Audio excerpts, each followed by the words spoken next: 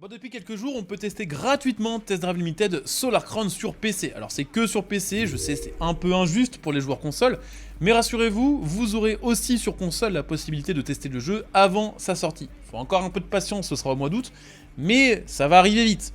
En attendant, je vous propose un peu de gameplay sur la démo jouable sur PC. Je rappelle que c'est sur Steam, que c'est gratuit et que c'est jusqu'au 17 juin. Et que sur cette démo, en fait, on peut déjà voir pas mal de choses.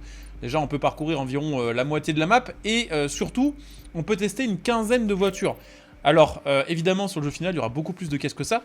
Mais en attendant le jeu final, faut savoir que parmi ces 15 voitures, forcément, il y en a qui sont plus rapides que d'autres. Et dans cette vidéo, justement, je vous propose de tester et d'améliorer la voiture la plus rapide de cette démo. En tout cas, la voiture la plus rapide achetable. Effectivement, certains vont dire qu'on peut tester la Agera RS, qu'on peut tester la 812 Competition, qu'on peut tester la Spider sur le jeu de chez Porsche.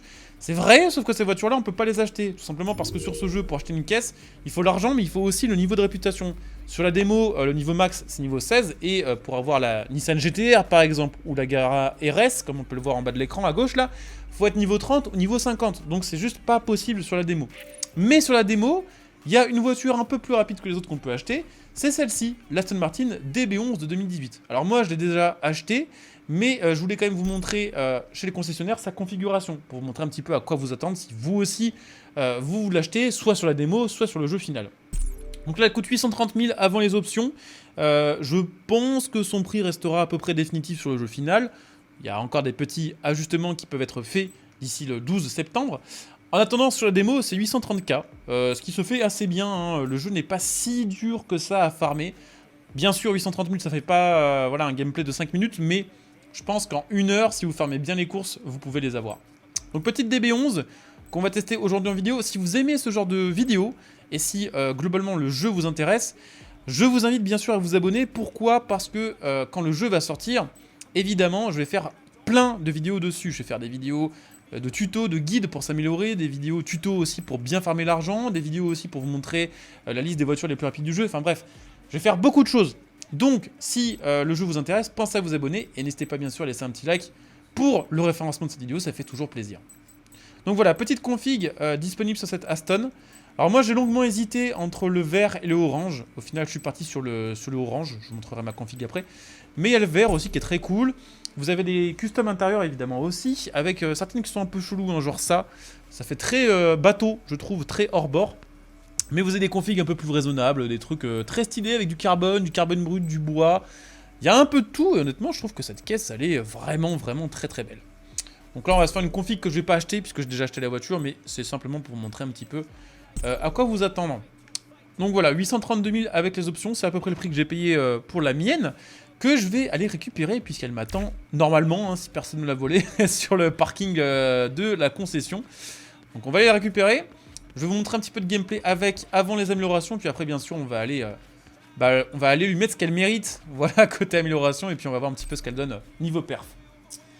Donc là on sort du concessionnaire, on est chez le concessionnaire Luxe qui est au nord-est de l'hôtel Solar Crown Hotel. Donc si jamais vous voulez la tester vous aussi, ou si jamais vous cherchez ce concessionnaire, c'est vraiment juste à côté. Je vais vous le montrer sur la minimap, comme ça vous saurez où c'est. Bon, on est juste là. Vous voyez, ça c'est l'hôtel, donc on est à côté, hein. Donc petite DB11 que j'ai pris en orange, avec jantes biton, et surtout intérieur blanc, que je trouve très joli. Je trouve que les intérieurs de ce jeu, mis à part les animations de volant qui sont pas folles, je trouve que les intérieurs sont très très beaux. Et que la lumière rend super bien en fait. Donc on voit tout très bien et ça c'est assez cool. Donc petit démarrage. Petit démarrage qui fait plaisir. Le petit son de V12 qui sonne bien sur ce jeu. Vraiment, le son Aston V12 il est difficile à faire sur les jeux. Pourquoi ? Parce que c'est un V12 qui a pas du tout le même son à bas régime qu'à haut régime en fait. À bas régime il est assez feutré, assez doux. Un peu comme pourrait l'être un V12 de chez Mercedes AMG. Par contre, dès que vous êtes dans les tours, il devient très très rageur et très très aigu en fait. Un peu comme le serait, allez, ça va faire chier les puristes, mais c'est un peu typé Ferrari à l'ancienne. Et ce son là, du coup, il est super dur à faire et je connais pas beaucoup de jeux qui proposent un son de V12 aussi bien fait que celui-ci du côté de chez Aston. Donc ça fait plaisir. Et je vous propose du coup plusieurs choses au niveau gameplay avec cette voiture là. Je vous propose déjà de faire un petit test de VMAX sur l'autoroute. Merde, histoire de vous montrer un peu les perfs de cette voiture-là. Et puis après, un petit peu de virage, histoire de vous montrer du gameplay, voilà, dans un petit peu de circonstances avec cette voiture-là. Et ensuite, on améliore et on se refait un peu la même chose, voilà, histoire de débriefer un peu cette voiture-là. Donc pour l'instant, voilà, je le disais, elle est sur le jeu niveau 16, 830 000 pour l'acheter. Je sais pas si les tarifs de cette voiture-là évolueront, si elle sera disponible au niveau 16 aussi sur le jeu final, peut-être qu'elle sera niveau 20 ou peut-être qu'elle sera à 1 million au lieu du 100 000. Je sais pas trop. En tout cas, ce que je sais, c'est qu'il y a des endroits sur la map où ça rame sa mère et que j'espère vraiment que sur le jeu final, ce sera amélioré. Parce que autant il y a des endroits où ça passe super bien, autant il y a des endroits où c'est un peu quand même la galère. Hein. Y compris avec une config comme la mienne qui est quand même pas non plus une config trop rincée. Donc vivement l'optimisation et vivement le jeu final à 60 fps en 4K ou en 2K au moins dans les villes. Donc pour l'instant mon record ici c'est 300 km/h avec ma Mustang. Mustang qui est améliorée stage 1 et qui a une carte spéciale VMAX. Et effectivement on avait pris 300. Oh, je pense que là les 300 on le ferait à l'aise si la ligne droite n'était pas coupée ici, puisque bah, sur la bêta, enfin la démo, on n'a pas accès à toute la map. Mais pour info, cette voiture là stock, elle fait 600 chevaux, 610 chevaux. On a un V12, je crois que c'est un V12 5 litres 2 de cylindrée, si je dis pas de conneries. Et ouais, donc V12 610 chevaux, 1800 kg. C'est une voiture qui est assez lourde, hein. C'est pas une supercar, c'est une super GT. 0 à 100 en 3 secondes 8 et VMAX 330 d'origine. Et boîte 8, là on a passé que la 6ème, donc je pense que les 330 sur le jeu, elle doit les prendre. Simplement, faut une bonne ligne droite. Hein. Il n'y a pas tant de lignes droites que ça sur ce jeu, même s'il y a beaucoup d'autoroutes. Les vraies lignes droites sont assez rares. Donc voilà, un petit peu de gameplay aussi en vue intérieure, histoire de vous faire un peu kiffer. Et puis après, on va aller améliorer tout ça, voir ce que ça donne avec les perfs boostés. Mais je trouve que l'intérieur rend super bien. L'intérieur blanc comme ça, bon, c'est une horreur en vrai. Parce que vous rentrez dedans, même avec des chaussures propres, la voiture est quand même sale. Mais bon, sur les jeux, on s'en fout. Et ouais, elle est cool. Je trouve qu'elle est cool à conduire en fait. Elle est plus facile à conduire que la Mustang. Je m'attendais à ce que ce soit plus dur à conduire, parce que plus puissante et plus lourde. Mais en fait, elle est aussi plus basse et probablement avec des suspensions plus rigides. Du coup, elle passe vraiment bien. Ah, par contre, on a fait un petit tour, on est d'accord qu'on a fait deux fois la même route. Donc bon axel, en tout cas bon axel par rapport à la Mustang. Et en vrai, il y a vraiment un bon niveau de perf de différence quand même, quoi. Même si en VMAX pour l'instant on fait pas aussi bien que la Mustang en tenue en route et en freinage on est bien mieux. Donc bon, ça glisse un petit peu aussi, là j'ai mis trop de gaz. Mais elle est grave cool, franchement ça me fait... Je sais pas pourquoi cette voiture là, la plupart du temps sur les jeux je la zappe un peu. Alors pourtant j'aime bien Aston, mais là sur TDU je sais pas, elle a une vibe qui fait que j'ai envie de rouler avec. Bon on va aller, je vous le disais, on va aller checker les améliorations de cette voiture là. Je suppose que normalement on devrait être capable de l'améliorer en stage 1. Puisque les voitures de ce jeu sont normalement améliorables stage 1 sur cette démo. Parce que stage 1, c'est niveau 10. Donc, j'espère que celle-ci est améliorable. On verra bien, sinon tant pis, on ira faire quelques courses. Pour monter encore un peu de gameplay avec. Mais bon. Performance. Oui, elle est améliorable. Oh, par contre, les pièces sont chères. Je vais peut-être devoir farmer un petit peu durant cette vidéo. Enfin, je vous ferai un cut, évidemment. Je vais pas être capable de tout me payer, hein. Mais elle va être vénère. Hein. Elle va être vénère. Par contre, putain, ouais, les pièces sont chères de fou hein, sur cette caisse-là.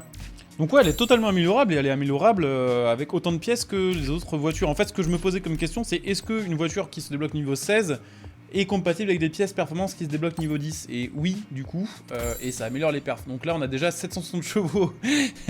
On a 100 points d'indice perf en plus et surtout, bah là, on est assez haut sur plein de statistiques. Sauf la tenue de route. Tenue de route, on est un peu merguez. Hein. C'est censé être mieux que la Mustang, je suis pas sûr. Même en slick, ça a pas l'air fameux. Il nous reste un dernier truc à mettre, c'est ça. Hein. La voiture, je pense que cette Aston sur le jeu final, full, elle sera à plus de 1000 chevaux quand même. Hein. Toutes les voitures du jeu ne sont clairement pas aussi puissantes que ça. C'est pas comme sur Forza Horizon 5. Sur Forza Horizon 5, il y a plein de caisses qui peuvent monter très haut en performance. Notamment grâce au système de swap.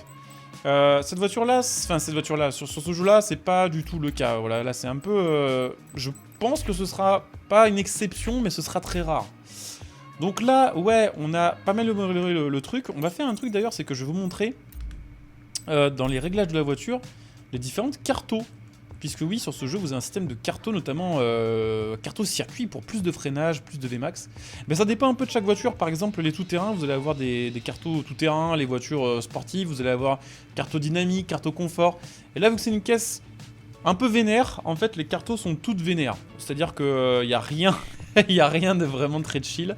Alors, c'est quoi la différence entre sport et circuit, par contre? Ça a l'air d'être la même, hein, un peu quand même. On va se mettre en circuit parce que circuit c'est mieux.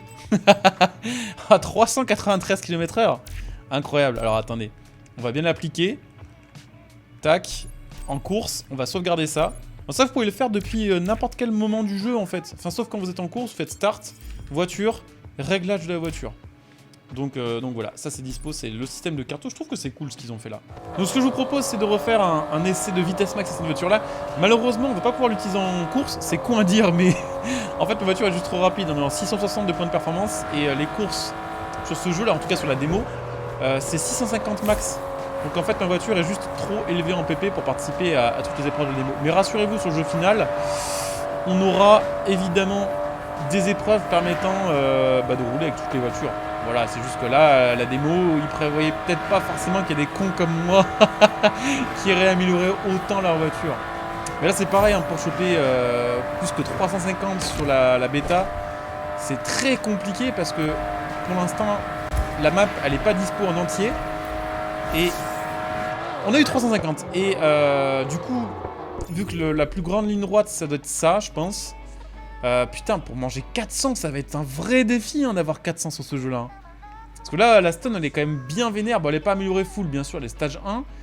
Mais je pense qu'il va vraiment falloir partir sur des trucs très vénères, genre Hypercar, Bugatti, Koenigsegg pour avoir 400. Bon, après, évidemment, on va passer sur du gameplay un peu plus de type virage. Donc, on va essayer de trouver... Ah bah non, je suis déjà dans une config circuit. Ah bah non. Attends, what the fuck, si je remets le réglage stock, elle a une meilleure tenue de route? Ça n'a aucun sens. Ça n'a aucun sens, c'est bizarre. Ah oui, mais d'accord, mais c'est pourquoi? C'est parce que tenue de route, ils doivent prendre en compte aussi, je suppose, la tenue de route tout terrain. Je sais pas. Adaptivité, gestion des virages. C'est chelou. Hein. Je pense qu'il y a encore des petits bugs à corriger sur le jeu. Parce que même là, le système de carto me paraît un peu bancal des fois. Il y a des voitures sur lesquelles c'est cool. Dans tous les cas, ce système, c'est cool. Ce qui serait encore plus cool, c'est d'avoir une touche sur la manette qui nous permet de changer en temps réel de mode.